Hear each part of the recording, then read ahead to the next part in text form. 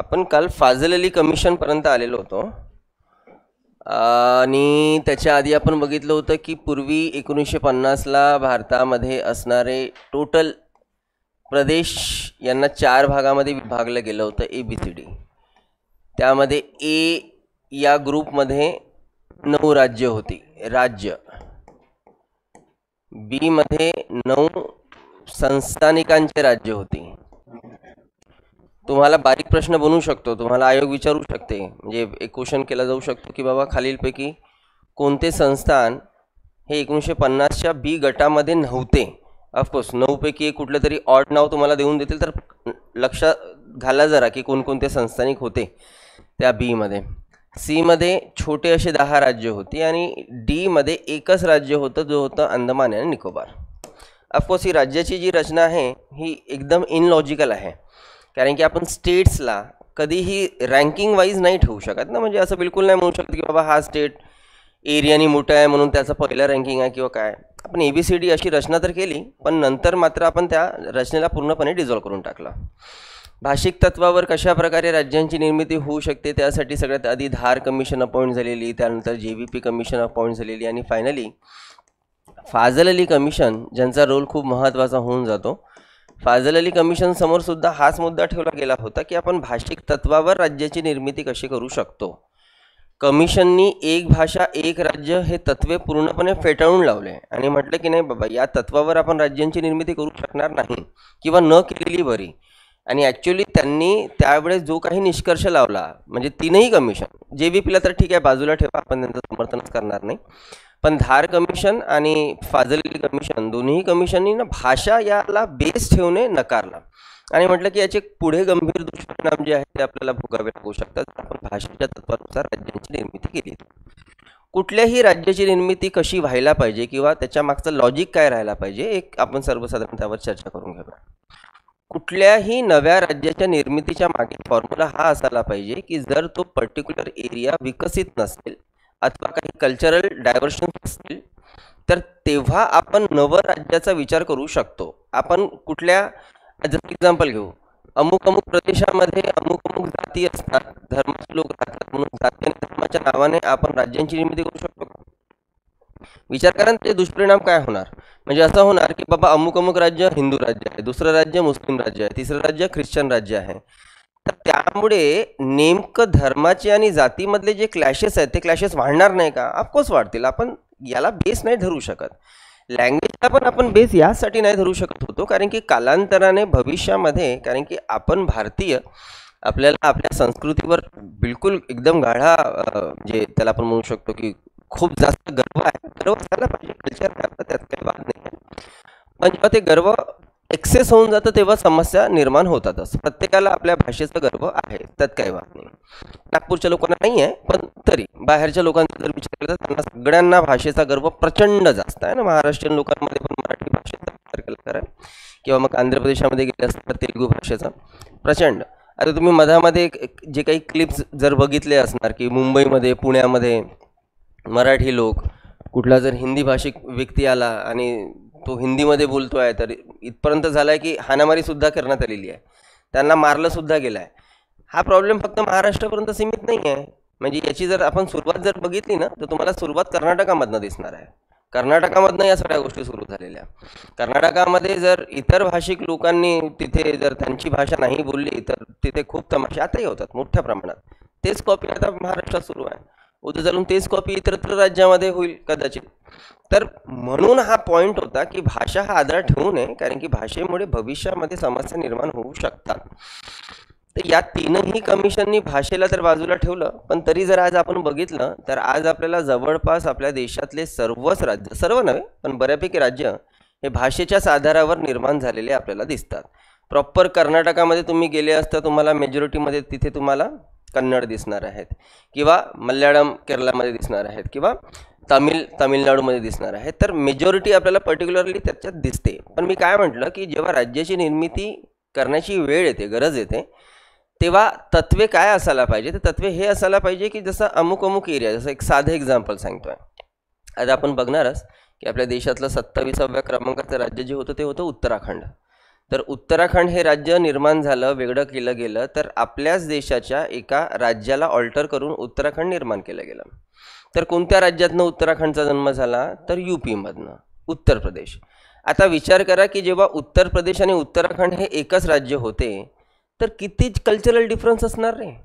नाही, आपण कधी तिकडे गेले असता तर यूपीचा एरिया आणि उत्तराखंडच्या एरियामध्ये जमीन आसमानचा फरक आहे. आपण जेव्हा उत्तराखंडबद्दल बोलतो तेव्हा ॲक्च्युली आपण हिमालयन रेंजेसबद्दल बोलत असतो, राईट, जिथे सगळे तुमचे हिल स्टेशन्स महत्त्वाचे भारताचे तिथे आहे.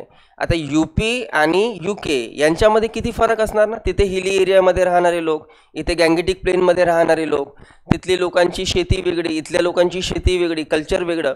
तर जेव्हा असं कल्चरल डिफरन्सेस तुम्हाला दिसते तेव्हा तुम्ही बिलकुल त्या राज्याला तोडून ऑल्टर करून नवीन राज्याची निर्मिती करू शकता, त्यात काही वाद नाही. सेम एक्झाम्पल छत्तीसगडचं घेऊया. छत्तीसगड 26व्या क्रमांकाचं राज्य आहे आपल्या देशाचं. छत्तीसगड जेव्हा वेगळा झाला तेव्हा त्याला आपण MP मधनं वेगळा केला. आणि त्याला वेगळं करण्यामागचं कारण काय होतं? तर एक मूळ कारण हेच होतं की मध्य प्रदेशामध्ये जेवढा काही विकास होत होता त्या विकासामध्ये छत्तीसगडचा विकास कुठेच नव्हता, काहीच नव्हता, दूरपर्यंत नव्हता. ट्राईब एरिया तो पूर्ण. तर मग अशा ट्राईब एरिया आहे, अनडेव्हलप एरिया आहे, बाकी प्रदेशाचा जर विकास होतोय पण त्याचा विकास होत नाहीये, तर मग त्या पर्टिक्युलर प्रदेशाच्या विकासाकरिता आपण त्याला तोडून नव्या राज्याची निर्मिती करूया की जेणेकरून तिथे एक सेपरेट ॲडमिनिस्ट्रेशन असणार जे त्यांच्या विकासाकडे विशेष लक्ष देणार. तर विचार करा की सन 2000मध्ये छत्तीसगड राज्याची निर्मिती झालेली. आज 2025ला आपण आलो, 25 वर्ष झाले. मागच्या 25 वर्षामध्ये छत्तीसगडचा विकास टॉपवर आहे. आज तुम्ही छत्तीसगडच्या राजधानीला गेले असता, रायपूरला, तर आपल्याला लाज वाटेल की बाप रे, नागपूर तर खूप मागास आहे मग रायपूरच्या तुलनेमध्ये. ही परिस्थिती आहे. तर विकास झाला. तर विकास का झाला? कारण की त्याला मोठ्या राज्यातनं तोडून त्याचा एक छोटा प्रदेश करण्यात आला. आता छोट्या प्रदेशाचा नवा मुख्यमंत्री आहे, नवा ॲडमिनिस्ट्रेशन आहे, कळते ना, नवा राज्यपाल आहे, तिथे त्यांचं सेपरेट हायकोर्ट आहे, सगळ्या गोष्टी सेपरेट आहे, तर त्याचा विकास होईल. तसं सेम महाराष्ट्र राज्याची निर्मिती जेव्हा 1960ला झाली आणि जे काही निर्मितीच्या आधी करार वगैरे झालेले होते त्यामध्ये एक अकोला करार महत्त्वाचा आणि दुसरा नागपूर करार जो 1953ला झालेला होता. तर नागपूर करारामध्ये सर्व नेत्यांनी मिळून त्या करारामध्ये एक क्लॉज टाकलेला होता की जेव्हा महाराष्ट्र राज्य निर्माण होणार तेव्हा मागास असलेल्या मराठवाडा आणि विदर्भाकडे विशेष लक्ष दिलं जाणार. तर महाराष्ट्राची निर्मिती होऊन आज 115 वर्ष होऊन गेलेली, अजूनही विदर्भ मागासच आहे. तर लक्ष दिलं गेलं आहे का? हा एक मोठा मुद्दा. आणि जर लक्ष दिलं गेलं नसेल आणि विदर्भाचा अजूनही तेवढ्या त्या प्रमाणामध्ये विकास झाला नसेल तर मग गरज पडते ना की बाबा महाराष्ट्रातून विदर्भाला वेगळं करावं की जेणेकरून एक छोट्या राज्याचा विकास तेवढा झपाट्याने होईल. तर या इंटेन्शननी आपण नव्या राज्याची निर्मिती करू शकतो. पण भाषिक तत्वाला घेऊन किंवा मग जाती धर्माला बेस धरून जर नव्या राज्याला निर्माण करायला गेलो तर मग गडबड होऊन जाईल मोठी. तर या सगळ्यांनीच भाषा हा जो बेस आहे त्याला तर नकारलं. फाझल अली कमिशननी सुद्धा त्याला म्हटलं की एक भाषा एक राज्य हे तत्वे आम्हाला अमान्य आहेत, हे आम्हाला मान्य नाही. आणि यांनी जे काही आपले रिकमेंडेशन दिले त्या रिकमेंडेशनच्या आधारावर फायनली 1956ला मग नव्याने असे राज्य आणि केंद्रशासित प्रदेशांचा जन्म भारतामध्ये होतो. फाझल अली कमिशनच्या आधारावर भारतामध्ये नव्याने 14 राज्य आणि 6 केंद्रशासित प्रदेश निर्माण झालेले. ही गोष्ट 1956ची. ही रचना पूर्णपणे रद्द करण्यात आली, बंद करण्यात आली आणि नवे 14 राज्य आणि 6 केंद्रशासित प्रदेशांची निर्मिती आपल्याला होत असताना दिसते. आज मात्र आपण स्टेट्स आणि युनियन टेरिटरीचा विचार केलेला. ते स्टेट्स लिहून घेऊ आणि इथे युटीज. तर 1956ला असणारे देशामधील 14 राज्य आणि 6 केंद्रशासित प्रदेश आज आपण जर विचार केला तर आपल्याला 2025मध्ये दिसते आहे की भारतामध्ये एकूण राज्यांची संख्या झाली 28 आणि त्यातल्या त्या युनियन टेरिटरीची संख्या झाली 8. तर नेमके 14 पासून 28 राज्य कसे निर्माण झाले, ते राज्य कोणती आहेत, सेम युनियन टेरिटरी सुद्धा आपल्याला 6 पासून 8 पर्यंत जात असताना दिसतात. तर ते कोणते आहेत, त्याचा सिक्वेन्स काय, तो भाग बघायचा आहे. तुम्हाला फ्रिक्वेंटली क्वेश्चन्स पडलेले दिसतात राज्यांच्या निर्मितीवर. मॅच द पेरवर तर हमखास की अमुक अमुक घटना दुरुस्तीनी अमुक अमुक राज्य निर्माण झालं, मॅच द पेर लावा, अथवा अमुक अमुक राज्य कोणत्या क्रमांकाने निर्माण झालं आहे, म्हणजे त्यांचा सिक्वेन्स काय आहे. ऑफकोर्स 14 राज्य ते दिसते आहेत. तर 15वं राज्य कोणतं ना कोणतं तर निर्माण झालं असेल ना, तर ऑफकोर्स त्या राज्याला आपण 15वं राज्य म्हणणार आहोत. ठीक आहे. सो तो सिक्वेन्स त्याच्यावर तुम्हाला प्रश्न बनताना हमखास दिसतात. मी तुम्हाला काल म्हटलं होतं रे की काल आपलं ज्या याच्यावर कोणत्या क्वेश्चनवर तुम्हाला म्हटलं होतं, कालच्या सेशनवर म्हटलं होतं मी प्रिव्हियस इयर क्वेश्चन्स बघाल म्हणून. काल म्हटलं होतं कालच्या टॉपिकवर किती क्वेश्चन्स मिळाले तुम्हाला, मिळाले की नाही मिळाले, बघितलेच नसणार. म्हणजे साध्या साध्या मुद्द्यांवर सुद्धा प्रश्न बनले आहेत. फाजल अली कमिशनमध्ये कोण सदस्य होती, कुंजूर आणि पन्नीकर यांच्यावर सुद्धा प्रश्न बनलेले आहेत. ठीक आहे. तर प्रिव्हियस इयर क्वेश्चनकडे लक्ष द्या जरा. एक 14 राज्यापासून 28 राज्यांचा जो प्रवास आहे तो कसा होता त्याला समजून घेऊया. फर्स्ट, आपल्या देशामध्ये निर्माण झालेलं 15वं राज्य.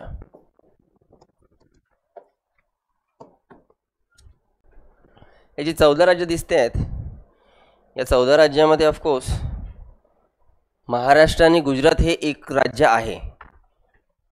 आपण हिस्ट्री शिकत असताना बघितलं की संयुक्त महाराष्ट्र निर्माण व्हावं यासाठी एक मोठं आंदोलन आपल्या देशामध्ये झालेलं दिसते. एक सेकंड. एक मराठी भाषिक राज्य असावे, त्याला महाराष्ट्र असं नाव असावं, यासाठी आपल्या महाराष्ट्राच्या प्रदेशामध्ये आंदोलनं झालेली होतीच आणि देशाला स्वातंत्र्य मिळण्याच्या आधीपासून ते आंदोलन सुरू होते. पण तरीही तिकडे केंद्रामध्ये असणारी सत्ता काँग्रेस विशेषतः, ज्यांच्या मनामध्ये बिलकुलच नव्हतं की महाराष्ट्र राज्य निर्माण व्हावं आणि झालं तर मुंबई महाराष्ट्राला मिळावी, हे तर बिलकुलच नव्हतं.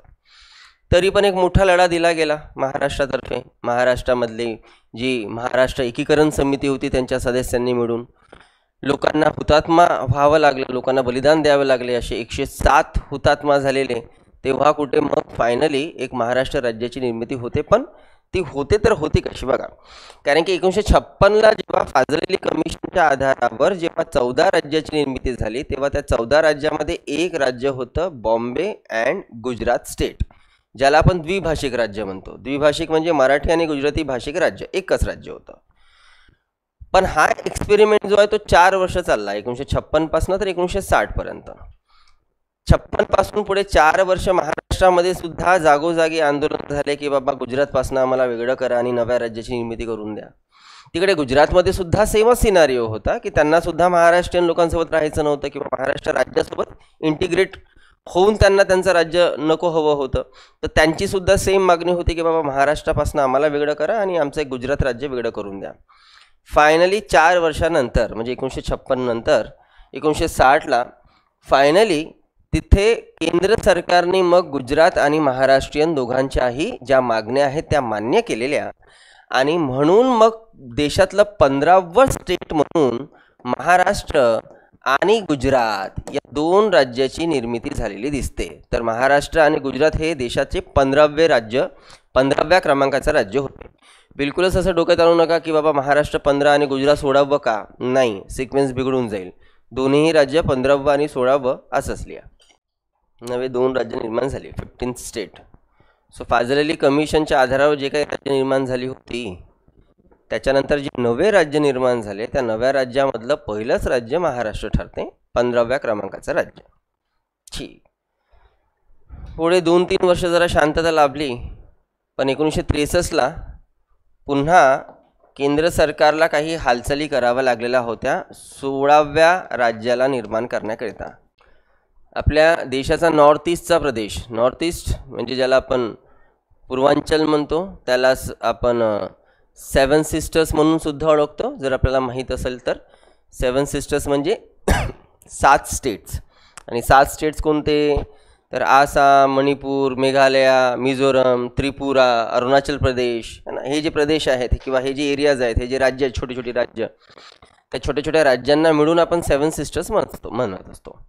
या त्यातल्या त्यात त्याला आपण नॉर्थ ईस्टचा एरिया सुद्धा म्हणतो. आज आपल्याला 7 राज्य दिसतात ना, पण आधी हे राज्य बऱ्यापैकी आसामच्याच अंडरमध्ये होते. या भागामध्ये बहुतांश जो पॉप्युलेशन आहे तो आहे ट्राईबचा आणि प्रत्येकांची संस्कृती ही वेगवेगळी. म्हणजे त्रिपुराच्या लोकांची वेगळी, नागालँडच्या लोकांची वेगळी, आसामच्या लोकांची वेगळी. आणि त्यावेळेस बऱ्यापैकी हे संपूर्ण जे प्रदेश होते ते आसामच्याच अंडरमध्ये यायचे, त्यांना आसाम म्हणून ओळखले जायचे. तर ऑफकोर्स नागालँडमध्ये जे नागा हिल्स आहेत आणि तिथे राहणाऱ्या ज्या जमाती आहेत त्यांना आपण नागा लोकच म्हणतो.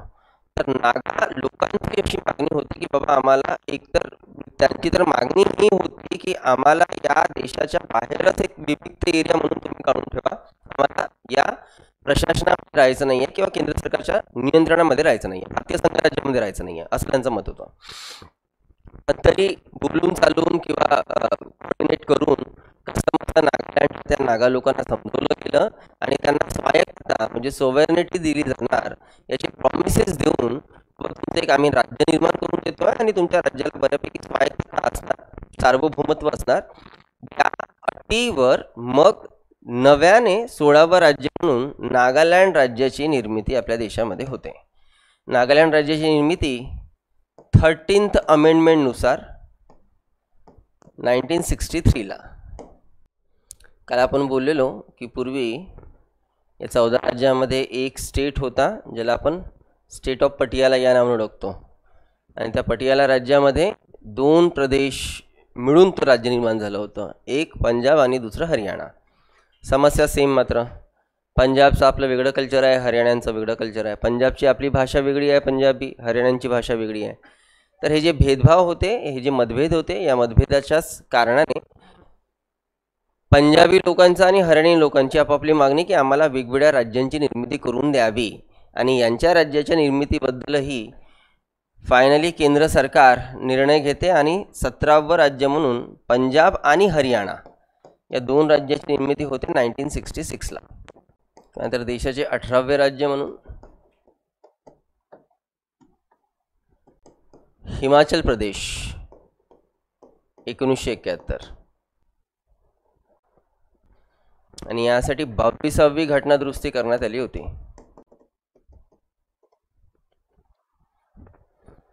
22nd अमेंडमेंटनुसार निर्माण झालेलं राज्य हिमाचल प्रदेश. आता मी हिमाचल प्रदेशाला मांडत असताना आपण असं कुठल्या राज्यातून मोडून तोडून मांडलं गेलं असं आपण नाही लिहिलं, कारण की 1971 पर्यंत हिमाचल प्रदेश एक युनियन टेरिटरी होता, त्याला इथे राज्याचा दर्जा दिला गेला, म्हणून ते तिथे आपल्याला राज्य 18व्या क्रमांकाचं होत असताना दिसते. त्यानंतर पुढच्याच वर्षी 3 नव्या राज्याच्या निर्मितीचा निर्णय घेण्यात आलेला, 19th, 20th आणि 21. 1972ला 19वे राज्य म्हणून मणिपूर, 20वे त्रिपुरा 20वे आणि 21वे मेघालय. 1972ला नवे 3 राज्य निर्माण. यानुसार देशातील राज्यांची संख्या झाली 21. 21 नंतर 22वं राज्य महत्त्वाचं, कारण की 22व्या राज्यावर तुम्हाला नेहमीच प्रश्न बनताना दिसतात. 22nd स्टेट 1975ची गोष्ट आहे.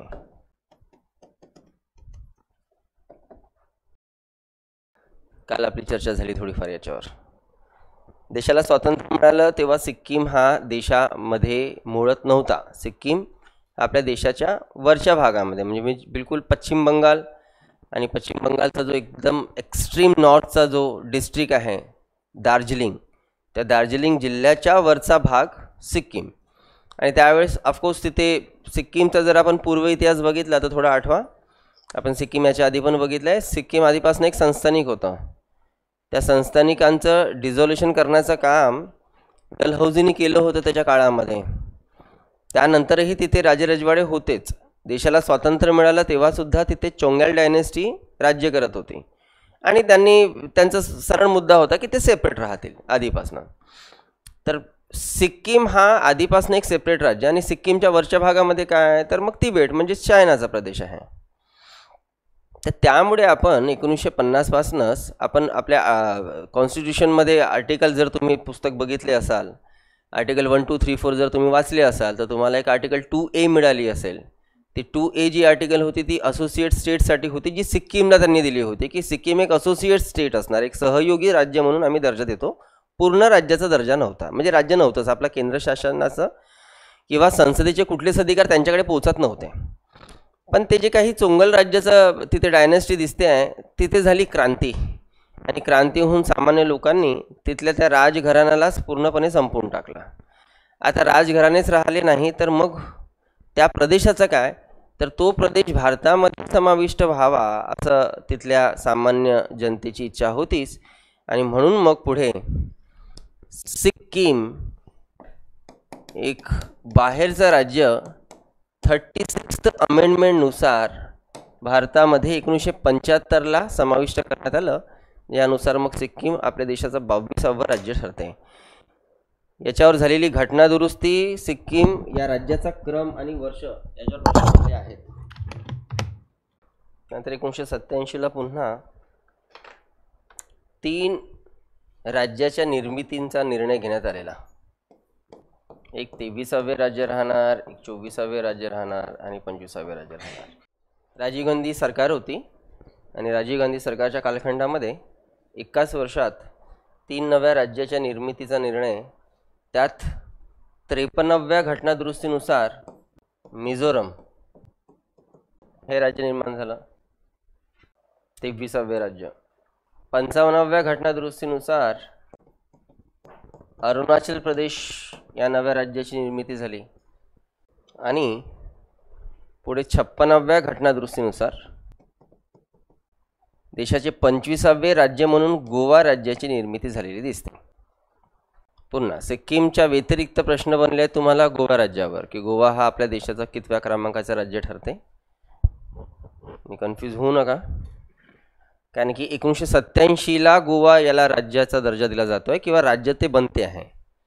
मग त्याच्यापूर्वी ते काय होतं यावर प्रश्न निर्माण होऊ शकतो, कारण की गोवा आपण पोर्तुगीजांच्या तावडीतनं तर 1961ला सोडवलं.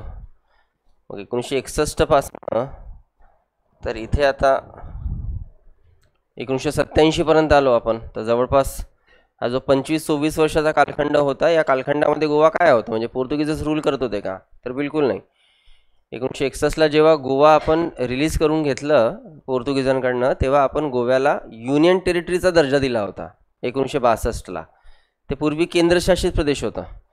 कालांतराने मग आत्ता आपण त्याला 25-26 वर्षानंतर राज्याचा दर्जा देतो आहे ना. तर लक्षात घ्यावं की गोवा आधी केंद्रशासित प्रदेश, आता त्याला राज्याचा पूर्ण दर्जा दिला गेलेला, 25वं राज्य म्हणून त्याला ओळखलं जाईल. त्यानंतर 1987 नंतर पुढे 13 वर्ष कुठल्याच नव्या राज्याच्या निर्मितीच्या काही हालचाली झाल्या नाही. आणि 13 वर्षानंतर मात्र मग सन 2000ला पुन्हा 3 राज्याच्या निर्मितीचा निर्णय घेतला गेला. यामध्ये 26वं राज्य, 27वं राज्य आणि 28वं राज्य. या 26, 27, 28 राज्याचा सिक्वेन्स तुम्ही गडबड कराल नंतर. 26व्या राज्याच्या नावाने मध्य प्रदेश या राज्यातनं छत्तीसगड हे नवं राज्य निर्माण झालं. छत्तीसगड बरं का. या व्यतिरिक्त बिहार तुमच्या यूपी या राज्यातनं उत्तराखंड हे नवे राज्य निर्माण झालं 27. आणि बिहार राज्यातून झारखंड या नव्या राज्याची निर्मिती झाली. तर अशा प्रकारे 28 राज्य. मग पुन्हा बरेच वर्ष भारतामध्ये 28 राज्य आहेत. अशी भारतीय राज्यांची ओळख जवळपास 13-14 वर्ष पुढे पुन्हा 14 वर्ष पकडू शकतो की कुठल्याच नव्या राज्याची निर्मिती झाली नाही. या 14 वर्षाच्या कालखंडामध्ये विदर्भ राज्य निर्माण व्हावं यासाठी मात्र चळवळी चालल्या, भरपूर चालल्या, पण विदर्भाबद्दल कुठला असा निर्णय घेतला गेला नाही. फायनली मग 2014ला अजून एका नव्या राज्याची भर पडणार आणि ते राज्य राहणार आहे आपल्या देशाचं 29व्या क्रमांकाचं राज्य, 29th स्टेट. आंध्र प्रदेश या राज्यातनं तेलंगणाला वेगळं करून तेलंगणा हे आपल्या देशाचं 29व्या क्रमांकाचं राज्य ठरते. ठीक आहे. तर अशा प्रकारे 14 राज्यापासून आपण 29 राज्यापर्यंत आलो, पण आज तर 28 राज्य आहेत. तर मग ते काय गडबड आहे त्यालाही जरा समजून घेऊया. फक्त एक गोष्ट लक्षात घ्याल की आता आपण या 15व्या राज्यापासून तर आता 29व्या राज्यापर्यंत जे आलो आहोत त्यांचा एक सिक्वेन्स तुम्हाला लक्षात ठेवायचा आहे. बाकी पूर्वी जे राज्य होते त्यांचा असा काही सिक्वेन्स नाही आहे. फक्त लक्षात ठेवण्याकरता हेच लक्षात ठेवायचं की आपल्या देशामध्ये पहिलं राज्य जे निर्माण झालं ते आंध्र प्रदेश. आंध्र प्रदेशाच्या व्यतिरिक्त मग सिक्वेन्स लक्षात ठेवायचं तुम्हाला 15वा 16वा म्हणजे 15व्यापासून 29व्यापर्यंत. मधात जे राज्य दिसतात त्यांचा काही सिक्वेन्स नाही, कारण की ते फाजल अली कमिशनच्या आधारावर एकाच वेळेस निर्माण झाली. तुम्ही जर त्यांचा सिक्वेन्स बघायला गेले तर तुम्हाला फक्त ते अल्फाबेटिकली दिसणार आहेत, अजून काहीच नाही. ठीक आहे, त्यांचा काही सिक्वेन्स राहू शकत नाही ना रे, कारण की एका कमिशनच्या आधारावर नाही का एकाच वेळेस ते सगळे राज्य निर्माण झालेले, तर त्यांचा सिक्वेन्स नाही आहे. सिक्वेन्स तुम्हाला 15व्या राज्यापासून जे आहे ते पुढे लक्षात घ्यायचं आहे. पण प्रश्न हाच निर्माण होतो की बाबा जर 29 राज्यापर्यंत आपण आलेलो आहोत तर नेमकं मग आज तर 28 राज्य आहेत, तर 29 पासून 28 कसं झालेलं? तर हे जे 29 राज्य इथे आहेत त्या 29 राज्यामध्ये एक राज्य जम्मू काश्मीर पण आहे ना, पण त्या जम्मू काश्मीर या राज्याचा दर्जा आपण 2019ला तर काढून टाकला आणि त्याला आपण युनियन टेरिटरी केलं. तर ऑफकोर्स 29मधनं एक राज्याचा दर्जा निघाला, तो UT झाला, म्हणजे आता त्यातनं एकची संख्या कमी करावी लागेल की नाही. तर जे 29 राज्य दिसत आहेत यामधनं काश्मीर म्हणजे जम्मू काश्मीर या राज्याला वगळलं गेलं आणि त्यामुळे आज राज्यांची संख्या आपल्याला 28 एवढी दिसते आहे. ठीक आहे, सेम मग इथं झाली स्टेट्सची गोष्ट. UTचं काय, युनियन टेरिटरी आधी 6 होत्या, आज 8 आहेत, तर त्यांचा सिक्वेन्स नेमका कसा त्याला समजून घेऊया. ऑनलाईन हे क्लिअर आहे का इथपर्यंत? त्यावर एक काम करू, 2019च्या आधी किंवा 2019पर्यंत ज्या UTs होत्या ना त्यांचा एक सिक्वेन्स आपण मांडून घेऊया. एक होतं दिल्ली, पॉंडिचेरी, अंदमान अँड निकोबार, लक्षद्वीप, चंडीगड, दादरा नगर हवेली आणि दीव दमण. 2019पर्यंत आपल्याला आपल्या देशामध्ये युनियन टेरिटरीज अशा दिसतात. दिल्ली आहे, पॉंडिचेरी आहे, अंदमान निकोबार, लक्षद्वीप, चंडीगड, दादरा नगर हवेली, दीव दमण. अच्छा, पहिली गोष्ट हे ज्याला आपण युनियन टेरिटरीज म्हणतो आहोत, केंद्रशासित प्रदेश, हा प्रकार काय आहे? हा प्रकार कळतो का तुम्हाला? की का बरं? ठीक आहे बाबा, राज्य तर ठीक आहे, समजून राहिलं की हां ठीक एक राज्य आहे. हा युनियन टेरिटरी काय आहे? नाही, कोणालाच नाही. ठीक आहे, आपल्याला एक इंडिपेंडेंट चॅप्टर्स बघायचा आहे की केंद्रशासित प्रदेश नेमकं काय असतात, तो एक टॉपिक असा आहे. पण सरळ ॲटलिस्ट आता लक्षात घ्या, केंद्रशासित प्रदेश त्याच्या नावामध्ये सगळं काही दडलेलं आहे. युनियन टेरिटरी आहे, युनियन म्हणजे संघ म्हणजेच केंद्र, म्हणजे तो प्रदेश कोणाचा आहे? केंद्राचा. म्हणजे तिथे कोणाचा राज चालणार आहे? केंद्राचा. महाराष्ट्र राज्यावर केंद्राचा राज चालणार का? चालूच शकत नाही बॉस, महाराष्ट्र राज्याची आपली एक गव्हर्नमेंट आहे ना. पण केंद्रशासित जे प्रदेश आहेत तिथे ऑफकोर्स राज्य केंद्राचं राहणार, संसदेमार्फत तिथे नियम केले जाणार. असं नाही की सर्व नियम संसदेमार्फतच केले जाणार. होऊ शकते की काही केंद्रशासित प्रदेशांना स्वतःच्या विधानसभा असतील, जसं दिल्लीला विधानसभा आहे, पॉंडिचेरीला स्वतःची विधानसभा आहे. हा काय गोंधळ आहे ते तुम्हाला नंतर समजणार. पण काही प्रदेशाला केंद्रशासित प्रदेश करणे आवश्यक होतं. जसं एक्झाम्पल घेऊया की हे दिसते तुम्हाला अंदमान निकोबार आणि लक्षद्वीप. तर तुम्ही भारताच्या नकाशामध्ये कधी बघितले आहेत हे कुठे आहेत? अंदमान निकोबारचा विचार केला तर असं इकडे ठिपके पडलेले दिसतात आणि लक्षद्वीप तर अजूनच रांगोळीचे छोटे छोटे ठिपके पडलेले दिसतात.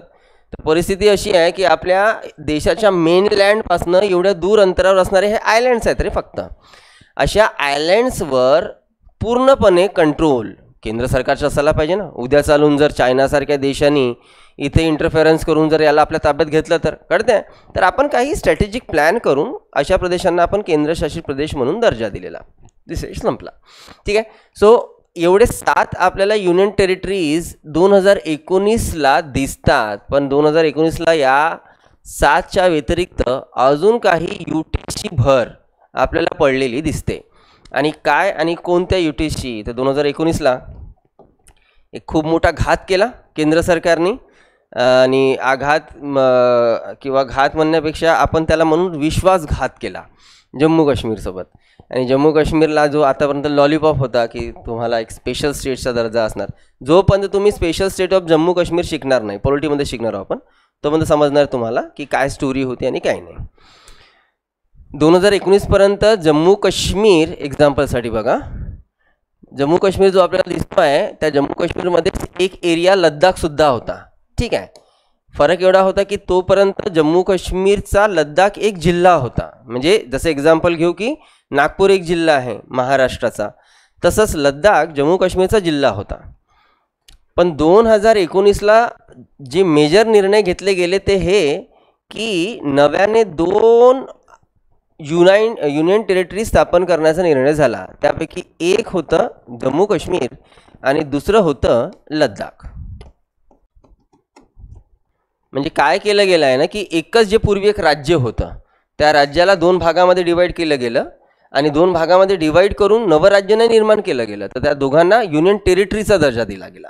म्हणजे आता एक राज्यातून 2 युनियन टेरिटरी जन्म घेतात, एक जम्मू काश्मीर आहे, दुसरं लद्दाख आहे. आता जम्मू काश्मीरमधनं लद्दाखला बाहेर काढणे ही समजदारीचीच गोष्ट होती, त्यात काहीच प्रॉब्लेम नाही आहे. त्यासाठी आपण केंद्र सरकारचं स्वागतच करू. पण त्या लद्दाखला केंद्रशासित प्रदेशाचा दर्जा देणे हे अतिशय चुकीचे धोरण सरकारचे. जम्मू काश्मीरला पण केंद्रशासित प्रदेशाचा दर्जा कितपत बरोबर आहे चुकीचा आहे ते आपण नंतर चर्चेला घेऊ. आधी समजून घ्या की जम्मू काश्मीरची परिस्थिती काय. आपण त्याला ज्याला आपण जम्मू आणि काश्मीर म्हणतो ना, तर खालचा एरिया जम्मू आहे, वरचा काश्मीर आहे आणि ईस्टर्न साईडला आहे लद्दाख. जर आपण जम्मूचा विचार केला तर जम्मूमध्ये बऱ्यापैकी आपल्याला बहुसंख्य लोक दिसणार आहेत, हिंदू आणि सिख. जर आपण काश्मीरचा विचार केला तर काश्मीरमध्ये बहुसंख्य लोक आहेत मुस्लिम्स. आणि आपण लद्दाखचा विचार केला तर लद्दाखमध्ये बहुसंख्य लोक आहेत. बहुसंख्य कशाला, जवळपास सर्वच जी पॉप्युलेशन आहे ती आहे बुद्धिस्ट. आपल्या देशामध्ये बुद्धिस्टची सर्वाधिक पॉप्युलेशन लद्दाखला आहे, सर्वाधिक म्हणतोय. तर काय आहे की कल्चरल डिफरन्सेस तर होतेच. म्हणजे आतापर्यंत लद्दाख जम्मू काश्मीरचा भाग होता तर कल्चरल डिफरन्सेस किती असतील ना. मग जर लद्दाख एरियाच वेगळा करून टाकला गेला तर काय झालं की बुद्धिस्ट एरिया वेगळा झाला मुस्लिम्स एरियापासनं. तर हा निर्णय इथपर्यंत ठीक होता. पण लद्दाखला जे केंद्रशासित प्रदेश केलं याला घेऊन लद्दाखच्या लोकांचा खूप मोठा विरोध आहे आणि तो विरोध मागच्या 6-8 महिन्यापासून एकदम चव्हाट्यावर आहेच. जर तुम्ही नाव ऐकलं असणार सोनम वांगचुक, त्यांनी बऱ्याच काळापासून आता आंदोलन त्यांचं सुरू होतं आणि एक समाजसेवी आहे, ते खूप मोठी व्यक्तिमत्व आहे, इंजिनियर आहे. तुम्ही तो पिक्चर बघितला का रे 3 इडियट? ते 3 इडियटमध्ये आमिर खाननी ज्याचा रोल केला आहे ना, तर त्यांचा रोल केला आहे सोनम वांगचुक यांचा. तर त्या माणसाला आज सरकारने देशद्रोही म्हणून तुरुंगात टाकला आहे. आत्ता मागच्या महिन्याची गोष्ट आहे, खूप काही दूरची गोष्ट नाही आहे. का की तिथे लद्दाखमध्ये दंगे झाले आणि BJPचं ऑफिस जाळलं गेलं म्हणून, आणि या माणसांनी दंगे घडून आणले. त्यांची सर्वसाधारण मागणी आहे, तो माणूस एवढ्या दिवसापासून उपोषणामध्ये बसलेला होता की बाबा लद्दाखला तुम्ही राज्याचा दर्जा द्या, केंद्रशासित प्रदेशाचा दर्जा देऊ नका. आणि कुठलाही व्यक्ती हीच मागणी करणार. जसं उद्या चालून जर महाराष्ट्राला युनियन टेरिटरी बनवलं तर बॉस आपल्याबद्दलचे निर्णय दिल्ली सरकार घेणार. का घेणार आपल्याबद्दलचे निर्णय दिल्ली सरकार? आपले लोक घेतील ना, आपण निवडून देणार आणि ते लोक सरकार चालवतील. आता सेम लद्दाखची लोक ती मागणी नाही करणार आहेत का? एवढ्या वर्षापासून ते एका राज्यात राहत होते, पण आज त्यांना UTमध्ये टाकलं गेलं तर त्याचीच ती मागणी होती त्यांची.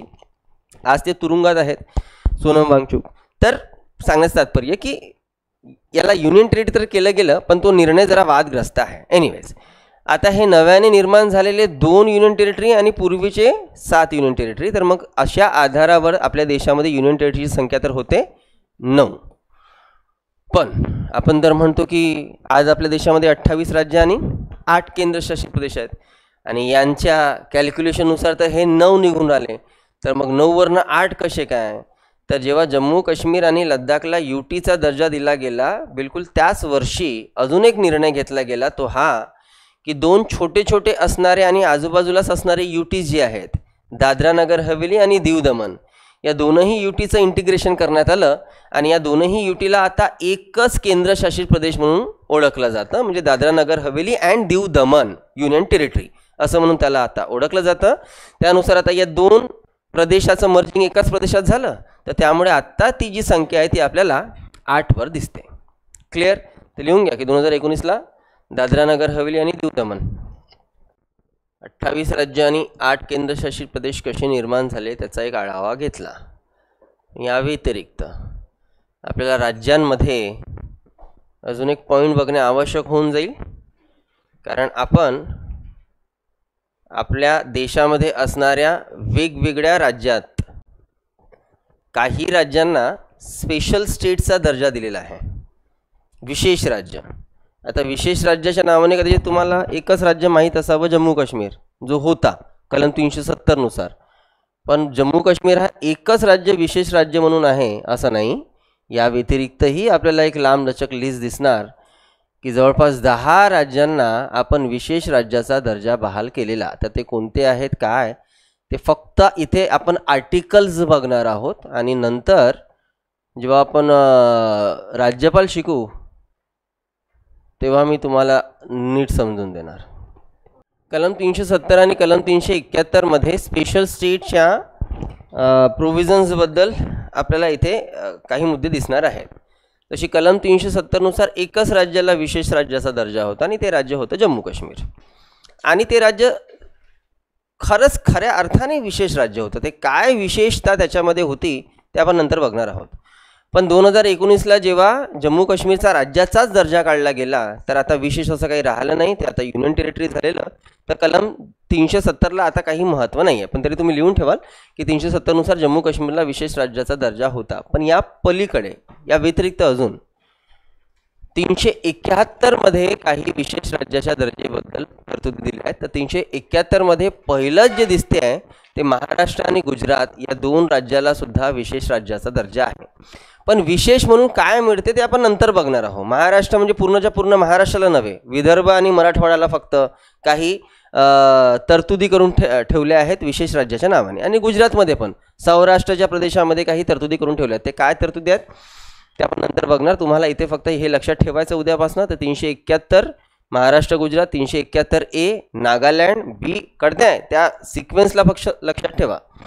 371A नुसार नागालँडला विशेष राज्य, बी नुसार आसाम, सी मणिपूर, डी आणि ई आधी आंध्र प्रदेश होतं. आता आंध्र प्रदेशासोबत तेलंगणा सुद्धा आहे. F Sikkim, G Mizoram, H Arunachal, I Goa, J Karnataka आणि हैदराबाद एवढ्या प्रदेशांना आपल्याला विशेष राज्याचा दर्जा प्राप्त होत असताना दिसतो. तर तुम्हाला ॲटलिस्ट आता फक्त आर्टिकल्स लक्षात घ्यायचे आहे. ठीक आहे, नोट करा. आहे हैदराबाद आंध्र प्रदेशची कॅपिटल आहे. कर्नाटकासाठी वेगळी तरतूद आहे, हैदराबादसाठी वेगळी तरतूद आहे. काय हो बेटा, यांना काही विशेष प्रोव्हिजन करून दिले आहे इथल्या राज्यपालासाठी, म्हणून या 2 प्रदेशाला इथे मांडलं गेलेलं आहे. यांना फक्त आणि फक्त ही तरतूद आहे की कुठल्याही बाहेरच्या प्रांताचा व्यक्ती यांच्या राज्यामध्ये नोकरीसाठी अपात्र. आज तुम्ही देशाच्या कोणत्याही राज्यामध्ये जाऊन नोकरी करण्याकरिता पात्र आहात, आंध्र प्रदेश तेलंगणा सोडून. जसं तुम्हाला जर बाजूला छत्तीसगड आहे, छत्तीसगडची एक्झामच्या नावाने जर तुम्हाला CGPSC द्यायची असेल, जसं आपण MPSC देतो त्यांच्याकडे CGPSC आहे, देऊ शकता, काही प्रॉब्लेम नाही, नोकरीला लागू शकता. फक्त तुम्हाला तिथली मदर टंग जी आहे ती यायला पाहिजे. बाहेरचा व्यक्ती महाराष्ट्रामध्ये येऊन पण नोकरी करू शकतो, एक्झाम्स भरू शकतो, देऊ शकतो, पोस्टवर लागू शकतो. नोमिसायला लागतं, त्यात काही वाद नाही, पण मिळून जातं, ते बनून जातं, त्याचा काही इश्यू नाही. पण आंध्र प्रदेश आणि तेलंगणामध्ये या 2 प्रदेशाच्या बाहेरचा कुठलाही व्यक्ती येऊन नोकरी नाही करू शकणार. तिथले जे स्टेट सर्व्हिसेस आहेत, राज्यसेवा ज्याला म्हणतो आपण, ते तिथल्या रेसिडेंटकरिता रिझर्व आहेत पकडून चला. हे त्यांच्यासाठी विशेष तरतूद कळते आहे का यांच्यासाठी. तसंच मग यांच्यासाठी वेगळी, यांच्यासाठी वेगळी, यांच्यासाठी प्रत्येकासाठी वेगळी आहे. झालं, ठीक आहे. याकरिता जसं घटनेमध्येच एक्सेप्शन्स आहे. आर्टिकल 16 सांगते, कलम 16 नुसार भारतातला कुठलाही व्यक्ती धर्म, जात, वंश, लिंग, जन्मस्थान या कारणावरनं कुठल्याही प्रकारचा भेदभाव न करता कुठेही नोकऱ्यासाठी पात्र, हे अधिकार आपल्याला आर्टिकल 16 देते. पण मग त्यामध्ये एक्सेप्शनमध्ये ही एक एक्सेप्शन आहे की काही राज्य त्यांच्या राज्याच्या नोकऱ्या त्यांच्या सहवासासाठी राखीव ठेवू शकतात. तर तिथेच ती एक्सेप्शन आहे 16 मध्ये. ऑलरेडी आपण एक्सेप्शन करून ठेवलेलं आहे तिथे. झालं, 10-11 राज्य लिहायचे तुम्ही, 28 राज्य तर नाही लिहून आले ना. झालं हे, ठीक आहे. चला, इथे हा टॉपिक फिनिश. जरा प्रिव्हियस इयर क्वेश्चनवर लक्षात घ्या. मग तुम्हाला म्हटलंच की फाझल कमिशनच्या सदस्याबद्दल तुम्हाला प्रश्न विचारले गेलेले होते की खालीलपैकी कोण सदस्य होते. तर पन्नीकर आणि हृदयनाथ कंजूर आपण काल नोट केलेलं आहे. ओके.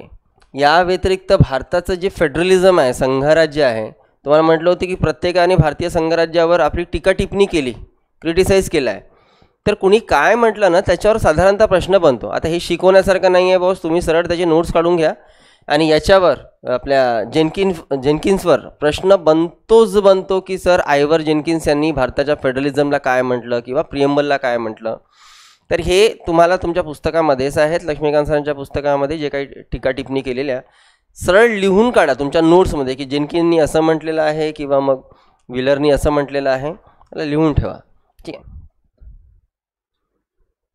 भारताच्या संघराज्यात्मक पद्धतीबाबत खालीलपैकी कोणती विधान बरोबर नाही आहे. तर इथे जसं 4th सेंटेन्स दिसते की राज्यपालाच्या नेमणुकीची पद्धत भारताने अमेरिकन पद्धतीप्रमाणे स्वीकारली आहे. तर हे रॉंग आहे. तर मग आपण राज्यपालाची नेमणूक कशाच्या पद्धतीनुसार स्वीकारली आहे? कॅनडामध्ये राज्यपालाची नेमणूक केंद्राद्वारे होते, आपण ती पद्धत स्वीकारली आहे, पण अमेरिकेची पद्धत स्वीकारलेली नाही आहे. भारताच्या खालीलपैकी कोणत्या तरतुदी संघराज्य पद्धतीच्या विरोधी आहेत, फेडरलिझमच्या विरोधी आहेत? अच्छा, फेडरलिझमच्या विरोधी आहेत म्हणजे नेमकं कोणते? युनिटरीचे तुम्हाला वैशिष्ट्य दिसणार. तर जरा बघा इथे काय काय आहे बघा. जशानी तसा शब्द उचलून ठेवलेला आहे. राज्य अविनाशी नाहीत म्हणजे विनाशी आहेत. विनाशी आहेत म्हणजे युनिटरी आहे की फेडरल आहे? युनिटरी ना. ठीक आहे. या व्यतिरिक्त आणीबाणीची तरतूद फेडरलिझममध्ये लागू नाही शकत, युनिटरीमध्ये बिलकुल लागू शकते. अखिल भारतीय सेवा, राज्यघटनेची सर्वश्रेष्ठता. राज्यघटनेची सर्वश्रेष्ठता येणार का? नाही, ते फेडरलिझमची तरतूद आहे. राज्यघटनेची सर्वश्रेष्ठता फेडरलिझमची तरतूद असणार आहे. ठीक आहे. तर अ ब क तर आहे. आणि या व्यतिरिक्त राष्ट्रपतीद्वारे राज्यांच्या विधेयकावर नकाराधिकार, वेटो ओव्हर दी स्टेट, बघितलं होतं ना हे सुद्धा. तर अ ब क आणि ई हे आन्सर निघणार. ते जे आहे राज्यघटनेची सर्वश्रेष्ठता ते फेडरलिझमचं. म्हणून प्रिव्हियस इयर क्वेश्चनवर नजर घाला, हे तुमचं कामच असायला पाहिजे रे. इकडे आज टॉपिक झाला की घरी जाऊन तुम्ही प्रिव्हियस इयर क्वेश्चन काढा, तेव्हा कुठे तुमचा तो सब्जेक्ट अजून मजबूत होईल बरं का. नाहीतर इथे फक्त समजून जाल, हां हां ही कराल, सगळं विसरून जाल नंतर. प्रिव्हियस इयर क्वेश्चनकडे विशेष लक्ष द्या. भारत हे संघराज्य आहे, यास खालीलपैकी कोणते तत्व आधार देत नाही? तर एक राज्यघटना हे आधार देत नाही म्हणते. कारण की बघा, अमेरिका एक संघराज्य आहे, तर अमेरिकेमध्ये एकच राज्यघटना आहे का? अरे त्यांच्या केंद्राची एक आणि प्रत्येक राज्याची नाही का वेगवेगळी आहे. पण भारतामध्ये जर एकच राज्यघटना दिसते, इंग्लंडमध्ये पण एकच राज्यघटना दिसते का? तिथे स्टेटला महत्त्वच नाही आहे, स्टेटच्या दुसऱ्या राज्यघटनेचा प्रश्नच निर्माण होत नाही. तर इंग्लंड युनिटरी आहे, भारतसुद्धा युनिटरी आहे. म्हणून हे जे एक राज्यघटना आहे हे आधार देत नाही की आपल्याला संघराज्य आहे. एक लक्षात घ्या, आपण जरी म्हणतोय ना की भारताला एकच राज्यघटना आहे, पण आपण म्हणू शकतो की 1954 पासनं 1954 तर 2019 पर्यंत भारतामध्ये भारतीय राज्यघटनेच्या व्यतिरिक्त अजून एक राज्यघटना कार्यरत होती आणि ती होती जम्मू काश्मीरची राज्यघटना. जम्मू काश्मीर राज्याची वेगळी राज्यघटना होती. आता त्याचा राज्याचा दर्जाच काढून टाकला गेला, म्हणून त्यांच्या राज्यघटनासुद्धा डिझॉल्व्ह झाली. आता आपल्या भारतीय राज्यघटनेच्या सर्व तरतुदी त्यांना लागतात, पण पूर्वी पूर्ण तरतुदी लागू होत नव्हत्या. आपण नंतर शिकणारच. भारत एक गणराज्य आहे याचा अर्थ काय सांगाल? इथे लोकशाही आहे, तर लोकशाही तर इंग्लंडमध्ये पण आहे, पण इंग्लंड गणराज्य नाही आहे ना. अरे गणराज्य म्हणजे रिपब्लिक म्हणजे राजा नसलेला देश, आणि राजा नसलेला देश म्हणजे तिथला राष्ट्रप्रमुख हा प्रत्यक्ष अथवा अप्रत्यक्ष निवडून येणार ना.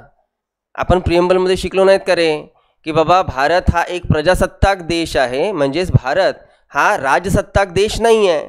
इंग्लंड राजसत्ताक देश आहे, तिथे मोनार्ची चालते. आपल्याकडे रिपब्लिक आपण रिपब्लिक आहोत म्हणजे दर ठराविक वर्षाने आपल्या देशाचा राष्ट्रप्रमुख हा निवडून येतो जनतेतर्फे, अथवा कुठलाही सामान्य व्यक्ती हा राष्ट्रप्रमुखाच्या पदावर जाऊ शकतो. पण इंग्लंडमध्ये कुठलाही सर्वसामान्य व्यक्ती राष्ट्रप्रमुखाच्या पदावर जाऊ शकत नाही ना. इंग्लंडच्या नागरिकांना त्यांचा राष्ट्रप्रमुख निवडण्याचा अधिकार आहे, कारण तिथला राजा किंवा राणी हेच तिथले राष्ट्रप्रमुख. तर भारत हा गणराज्य आहे, तर त्याच्या मागचं कारण की आपला राष्ट्रप्रमुख हा लोकांतर्फे प्रत्यक्ष अप्रत्यक्ष निवडून येतो. ठीक आहे, तुम्ही लक्ष द्या. तुमच्या प्रिव्हियस इयर क्वेश्चनवर अजूनही भरपूर क्वेश्चन्स आहेत. हे काम तुमचं आहे प्रिव्हियस इयर क्वेश्चनचं, त्याच्याकडे लक्ष द्या. इथे आपला टॉपिक संपला आणि आता next topic, major topic citizenship, आपण त्याला उद्या सुरू करू आरामात.